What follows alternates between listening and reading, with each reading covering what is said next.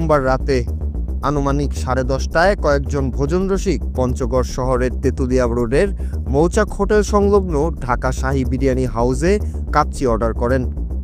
খাবার খাওয়ার সময় মাংসের স্বাদ ও গঠন দেখে সন্দেহ হলে প্রতিষ্ঠানটির পরিচালকের কাছে তারা জানতে চান এটি কোন মাংস।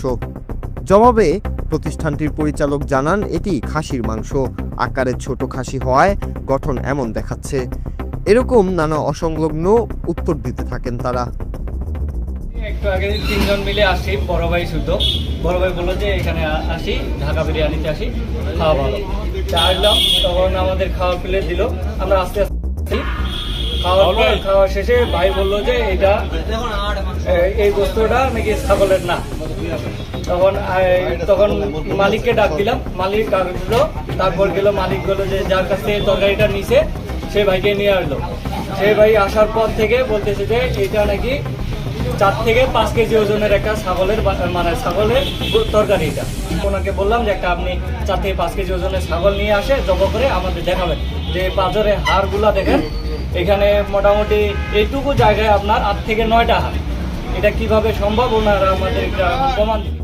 কথা বলার এক পর্যায়ে উৎসুক জনতার ভিড় জমে যায় দোকানটির সামনে। উপস্থিত অধিকাংশ মানুষ মাংসের গঠন দেখে সেটি খাসির মাংস নয় বলে মত প্রকাশ করেন। আমার তো মনে হয় না, আমার তো হোটেল আছে। তুমি একটা হাড় নিয়ে আসো মৌচাক থেকে, মিলাই দেখো। তুমি বলা হয়েছে যে উনি 4 কেজি ওজনের একটা ছাগল নিয়ে আসে, জব করে আমাদের দেখাবে। তবে কৌতূহলী জনতা ব্যবসায়ীর কাছে ঘটনার বাস্তব প্রমাণের দাবি জানান। বিষয়টি নিয়ে আশেপাশের মানুষের মধ্যে চাঞ্চল্য দেখা যায়, কিন্তু রেস্তোরাঁর পক্ষ থেকে বারবারই দাবি করা হয় খাসিটি আকারে বেশি ছোট ছিল। এ নিয়ে সন্দেহের তীর আরও তীব্র হতে থাকে।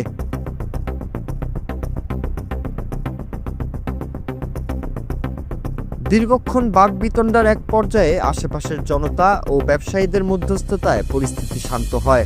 এ বিষয়ে বিরিয়ানি হাউসের পরিচালক সোহেল ইসলামের সাথে মুঠোফোনে যোগাযোগ করা হলে তিনি জানান ক্রেতা ছোট খাসি বিক্রির অভিযোগ করেছে এবং পরবর্তীতে ছোট খাসি বিক্রি করতে বারণ করে তারা খাওয়া শেষ করে বিল দিয়ে চলে গেছেন।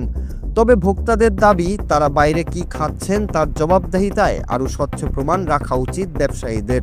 তবে ভোক্তারা নিরাপদ খাদ্য সম্পর্কে দ্বিধায় থাকবে না বলেই মত দিচ্ছেন বেশিরভাগ ভোজন রসিকরা।